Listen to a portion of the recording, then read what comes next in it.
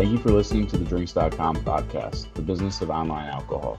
I'm your host, Brandon Amoroso, and today I'm talking with Mickael Alborghetti, who's the founder and CEO at EthicDrinks. Thanks for coming on the show. Hello, Brandon. Thanks for having me. Great to be here. So before we dive into things, can you give everybody just a background on yourself? So I founded EthicDrinks in 2019. I'm 34 years old and passionate about wine and protecting the planet. And it's what we've been doing since 5 years at EthicDrinks now. How did you end up, getting into the wine industry to begin with? I think I was a baby. No, I'm kidding. Really started with my first internship in when I was 18. So I really thought the wine industry was quite amazing, combining the marketing, the production, and luxury also, and also having a real impact on the planet. And there is not many agricultural product that can travel all around the world and spray a little terroir piece everywhere in the world. So that was quite passionating. And my grandparents owned vineyards in Burgundy as well. So that was kind of the circle here. How has it evolved, over the last 10 years, the industry as a whole? What are some of the biggest differences in 2024 versus, when you were first getting started? I think, I mean, last before COVID, nothing really. I was kind of, keep doing the same. China was buying a lot of wine, so it was kind of, everyone was rushing to produce wine. Now that COVID hit, we're much more back on quality focus and innovation. Wine is very traditional, especially in France. It's like, what your grandpa has been doing, you keep doing the same thing. Tradition was on every label. Now you see monkey everywhere. So we're really trying to catch the younger generation that has been pushed away from wine for being too complicated and snobby. And red wine consumption has really changed. The wine has to be drank during more happy hours by itself than a giant dinner with the whole turkey on the table, and that the consumption has changed. So wine has. Yeah, I've seen crazy change in the last 5 years. Has there been a lot of push from consumers to, healthier alternatives, whether it's organic, biodynamic, and even some of the low alcohol, wines that have been coming to market? Of course, a lot. I mean, now we know that it's not like wine used to be. I'm not drinking alcohol. I'm drinking wine. So we're talking about what in France we call that the uh, drink drinking problem from the high society. They were like drinking champagne. It's not alcohol, it's champagne. So everyone knows not 2 glass of more than 2 glass of wine. And every day it's bad for you. So it's not like wine was good for you. So low alcohol. It's a huge low and no alcohol. It's a huge increase in business, and also what is inside the bottle. We've been learning recently with new regulation that a lot of the big brand you see out there put a lot of sugar in their wines, and consumers don't want to drink sugar with their wine. So that is changing, and France is implementing a new law for this vintage. So every wine label is gonna have a QR code on the back, and that QR code is gonna send you to all the nutritional information on the wine. So I mean the alcohol level, of course, all the ingredient in the wine, and the sugar level and the calories. So it's gonna be a lot more transparency for the consumer. Yeah, it's always been crazy to me that wine is the one type of, alcohol that you really don't know what's in it. From a caloric standpoint, from a sugar content standpoint, and it's really difficult, if you're just walking into a grocery store or even shopping online to, try and ascertain, oh, this bottle of wine has 30 grams of residual sugar and this one has, 10. And that is a big factor in how people buy pretty much any other products, it feels like. Yeah, it was a lobbying. It's still not going to be required in the US, but it will be required in Europe. And for example, if you walk out in Montreal, in all the stores that sell wine, you have on the side of the price, you have the sugar level in the store. Oh, really? Yeah, That's crazy. even online, you see all the sugar levels. So you can buy by sugar-free wines, which is I think it's pretty good. How how does that impact your production? Uh, like, are you having to create separate bottles and labels depending on market, and then bottle for each market specifically depending on the rules, or Yeah, we is do back this label easily, but the QR code is going to be generated once, and then you can upload. You can upload the specs behind. But yeah, you need a QR code by back label. Yeah, but got it? it's gonna help the young consumer know what's in the wine, and it's gonna a lot of people are gonna find out that all the big brands you see out there, most of them are have sugar. So yeah, it's gonna make our life easier as a small brand and clean brand.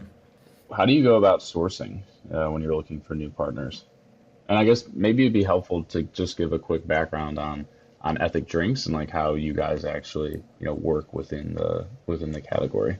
Yeah, we source wines that are only organic or sustainable, and we really met the farmers. We consult on the winemaking as well, and we're looking for wines that are really fruity and good without added sugar and aromas, as we have speak already. So, and it's really looking as ethic, no negotiation. We take the price. Of course, we have to meet the market, but it's really a win-win. We're trying to have a win-win for everyone because when we started, organic was very tough to source. So we really need to show like we can pay, we can get access to the good juice, and it's gonna get even more important because you can get an average juice on the market. You add 5 grams of sugar, and it's gonna taste much better. So we need good partnership, and it's what we have been doing, and so far it's doing very well. What are some of the tactics or ways that you sort of entered into the new markets like the U.S. or markets outside of France? Yeah, we entered the U.S. market. We are in Quebec as well, Canada. We are in Japan. We are starting with UK and pretty much everywhere we're starting to launch. What is exciting is that end of this year, yeah, December or January, we're gonna ship wines by sailboat to the US. It's gonna leave from Le Havre to New York, only port Like by an sail. like an actual sailboat? Yeah, an actual big sailboat. Yeah, That's how long does that take to it's get same from? time. Yeah, it's about the same time. It's because Oh, all no. the huge ship you see, they don't run as fast because the pollution and the congestion in port. So yeah, it's gonna take no more than 2 weeks. And is that a part of the sustainability component to Yeah, of course. Yeah, it's a the key wine as well? component. I said we're gonna, yeah, our plan is to have the lightest boat on the market, sail by sail boat. So yeah, you're gonna be able to get your Provence out there. That's pretty cool. Um, are you seeing anything with alternative packaging, beyond your standard glass bottle and 750 milliliters? Yeah, I mean, we on our side we've been pretty strict on the plastic, so it's only glass and cans. We do a lot of cans. You can drink our can in Delta Airline International, and we're gonna actually sell a can by sailboat next year as well. And we just launched, and we're gonna expand that new bottle, which is the lightest on the market, only 300 gram, when the average is 450. So that's also gonna reduce the carbon by 30%. So that's the alternative we have on our side. Then you have bagging box and so on, but I don't. It's not a path we have been taking because we are a plastic-free company, and that doesn't really make sense to us. What do you think the differences are though between, a higher end wine and your more like everyday drinking wine? Do you think consumers at the higher end are going to be as responsive to some of these changes as they are on the lower end? Because for me, I'm totally fine with drinking, a $5 wine out of a can or, a cheaper bottle out of, some alternative solution. But if I'm spending $150 on a bottle of wine, you know, I actually feel like the heavier the glass is associated with, higher quality and some of these other components that go into it. Whether that's true or not, do you think it's going to take some time at the higher end for some of these changes to take effect? I mean, it's kind of true because the heavier the bottle, usually the longer you can have a cork in the bottle, which means longer conservation. So you usually tend to have more expensive wine on those bottles. But when we're talking 150, it's a different game. But I think the 50 to 40 euro, $50 range definitely can go on a lighter bottle. It doesn't. It's not a wine you're gonna age for 15 years. It's more part of the terroir, and there is a lot. There is some unique wine, but a lot of the 150, you can get cheaper wines that taste as good. But I agree. I mean, it's there is a lot of marketing and perception, and the weight still is part of that dream. I like the label, and there is studies showing same wine, different label. You told everyone one is cheap, one is expensive. Everyone mixed the both, so it's a completely completed game. So I don't see very light, very heavy bottle go away. Yeah, no, that makes sense. But I'm sure if Screaming Eagle is launching a 200 euro or dollar a bottle in lightweight, you will grab as much as you can. Yes, that is true. Yeah, So it also depends who is doing it and which brand is doing it first. So have you seen any changes when it comes to like e-commerce, in 2024 going into next year?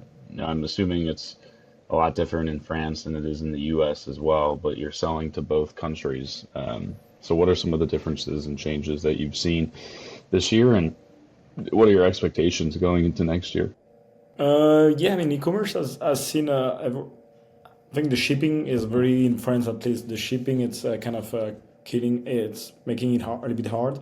But e-commerce is reviving, and I think they are following the innovation on no alcohol, low alcohol, and also product you cannot find everywhere.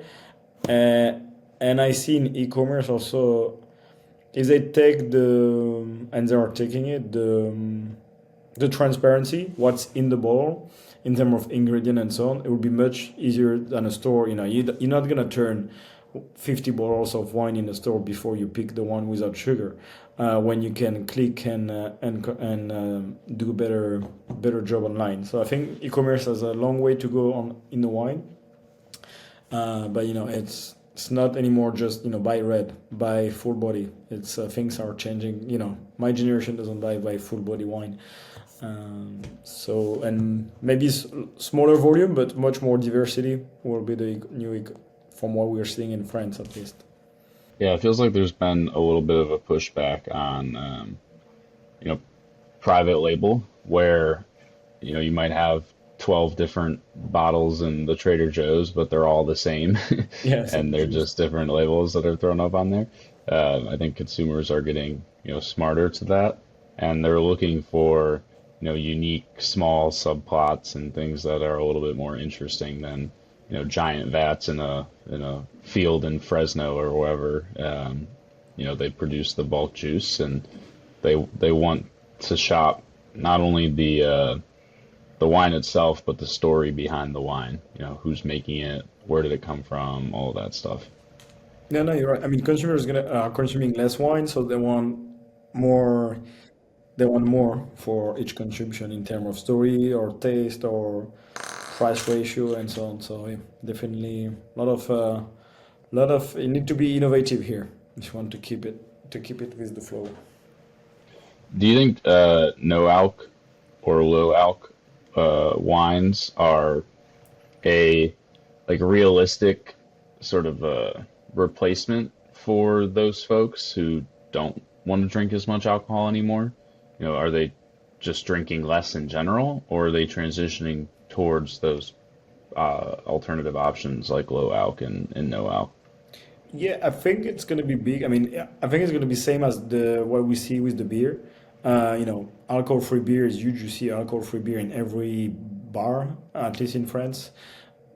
Wine is behind because alcohol-free wine has been shitty for a long time, and you still find some very bad option out there with a ton of sugar. Average on the market is 45 gram per liter, which is more than Coke. Yeah, because you replace. That's crazy. Yeah, I mean, alcohol-free beer is pretty high too. It's 25, 30. Um, so you have to replace the alcohol by sugar. We're seeing much more quality alcohol-free wines, and we see that those wines tend to keep the to have market share and increase volume. On our side, we're doing very good on alcohol-free, and we just launched one last week. And I tasted a top sommelier in Bordeaux about it to blind him. I was like, where it come from, what the grapes. Didn't tell him it was alcohol-free, and he didn't find out it was alcohol-free. So we are starting to really nail the taste that tastes like wine. And the data Hmm. are showing that 70% of the people that drink non-alcohol wines are actually people that drink alcohol. So they're doing both. Yeah, they're doing both. Like today, I was proud of myself. I was counting. I haven't been drinking alcohol for 2 weeks, but this weekend I drank alcohol-free wine. Just a glass to keep my shaking away. So yeah, it definitely, we know alcohol is bad. So, because 2 weeks ago I had a huge dinner and huge party, so I wanted to cut, and alcohol-free wine was a good alternative to it. Yeah, I think it's as long as the taste can get there, Yeah, you know, that's the main there's point. no yeah, there's no reason why, I wouldn't also, be trying and drinking some of these Mm. alcohol-free wines. But at the same time, there's a reason why, there's alcohol in wine as well.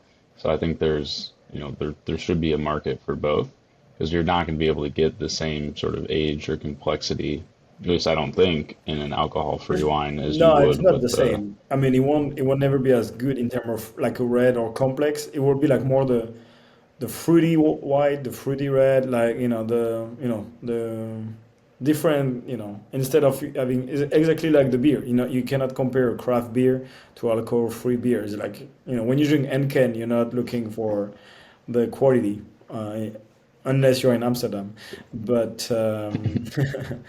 it will be different consumption. We're still gonna have high-end wines. I don't really believe in high-end alcohol-free wines, but let's see what the market is about.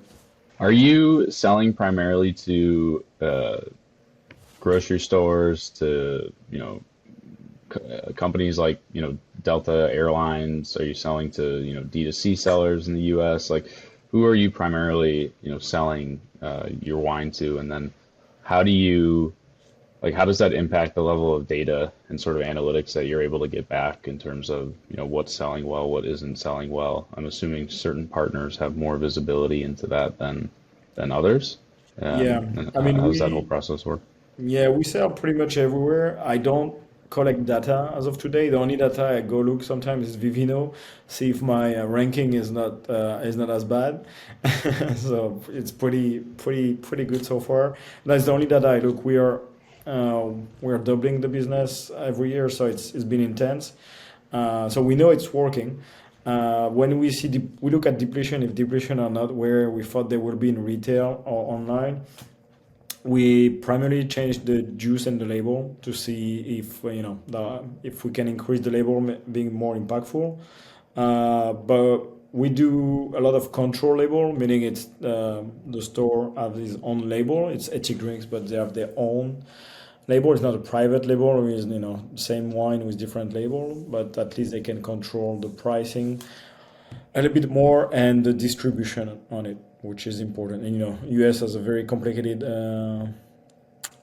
three-tier system, and that's also why we have been going this way. Yeah. How is AI impacting, any components of your business? Because you mentioned labels, like are you leveraging it for label generation or Yeah, we do anything like that? label Or generation. We yesterday we were like, as the label is going to be sold by boat, we ask Dal-E to create a boat to be put on the label. So far, it hasn't been very successful in terms of getting the actual file out, but I use it on daily basis more for my operation or calculation, but not really. He hasn't played a big part. He's not a core for business yet. yeah, the image generation it'll produce some wild results. I put in some prompts and like this is not what I was looking for at all. Yeah, yeah. I mean, last week we asked him to design a lady holding a bottle of wine on the beach and holding a glass, and she had three arms, one holding the bottle, one holding the glass, and one was in there. So Hey, that could be a pretty interesting yeah, line of the wines. the lady octopus. Yeah, exactly. That's funny. Well, outside of, the specifics for the alcohol industry, what has it been like making the transition from, working at a established winery to going out and, doing your own thing? What are some of the things you didn't expect that you've had to deal with? I didn't expect COVID because I had COVID 3 months after I launched the business.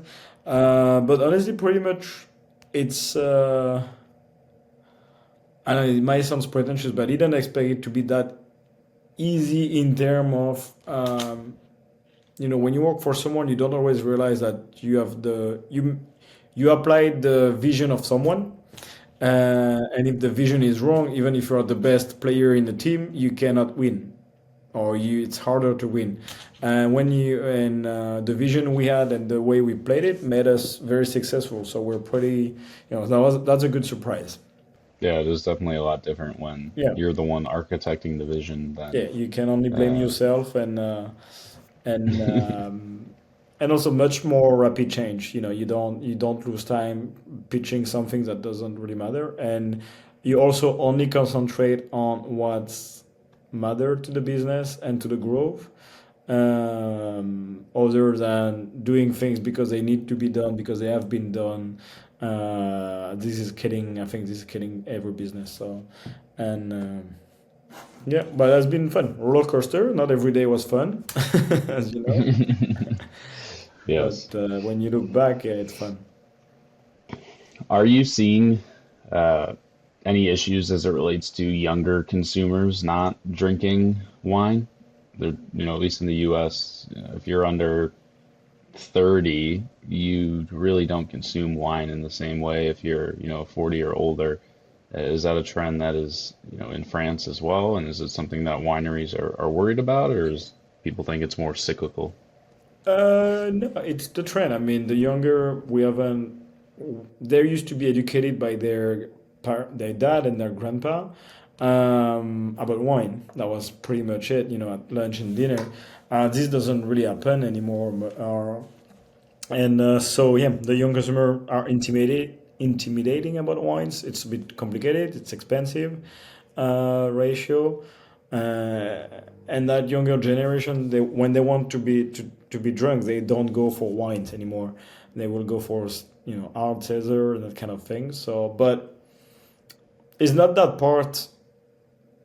Never been that part of the consumer that were giving the volume and the money to the winery because they were pretty much broke. It's how we capture them when they get to 30 years old or when they have money, and when get they stop that high drinking and they start to drink with a meaning, as a social. We have to make sure we keep that social component in the wine, and that where do you stand, in the wine. Well, I have two fun questions for you before I let you go here. So first, what is your favorite wine memory? That's a good one. I will say Petrus 89 in Eugénie-les-Bains. Yes, that does sound like a good wine memory. Um, and if you could share a bottle with anyone, who would it be, and what would you drink? It would be a Rayas.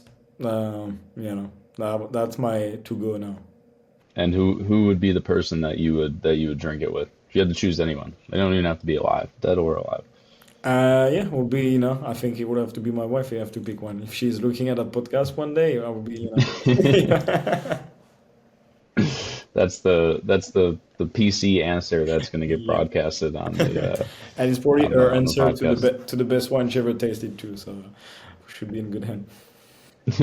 Awesome. Well, thank you so much for joining me today. Before we hop, can you let everybody know where they can find you online or learn more about Ethic Drinks? Yeah, you can get ours in store at Sprouts and Whole Food in the US, and online you can get them at drinks.com partners. I don't, Macy, I mean, you know the name better than me. You can share the link, sure, on the wines. Yeah, we'll put it in the show notes. Well, thank you so much for coming on. As always, for everybody listening, this is Brandon Amoroso, and you can find us at drinks.com. Thanks for listening, and we will see you next time.